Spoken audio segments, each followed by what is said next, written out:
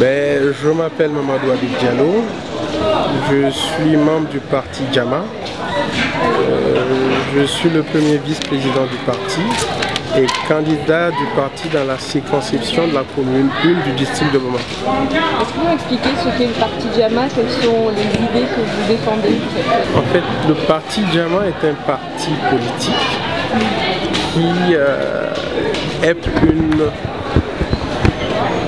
nouvelle formation dans le paysage politique qui est déjà composé de plus d'une centaine de partis. Nous ne voulons pas être un parti de plus, mais nous avons des idéaux, des valeurs que nous souhaiterions en fait proposer aux Maliens, c'est-à-dire avoir un nouveau contrat social avec les Maliens.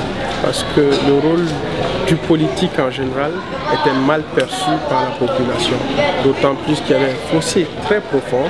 Et notre démocratie a malheureusement été longtemps une démocratie de façade. Donc c'est par indignation et c'est un sursaut national qui a poussé en général les cadres du parti Jama à faire leur apparition sur le paysage politique. Vous vous considérez dans la majorité ou dans l'opposition? Nous sommes dans la mouvance présidentielle. Nous avons activement participé dans la campagne du candidat Ibrahim Boubacar Keïta, qui est aujourd'hui président de la République. Le président du parti, Jean-Marie Idrissa Sangaré, a eu l'honneur quand même de diriger une partie de la campagne du président Ibrahim Boubacar Keïta.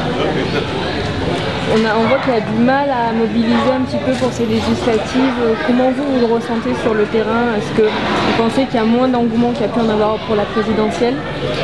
Oui, effectivement, parce qu'il y a une tradition.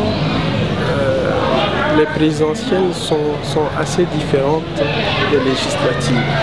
Parce que les présidentielles, c'est sur le plan national, il y avait tout un engouement, et surtout que c'était juste après la libération du Nord.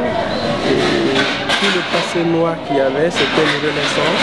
Et tout le monde voulait de changement. Et le changement, nous sommes convaincus que le changement ne viendra que par les élections de proximité, à savoir les législatives et les municipales. Dernière petite question, dans les réunions comme ce soir, qu'est-ce que vous dites à vos électeurs, vos futurs électeurs?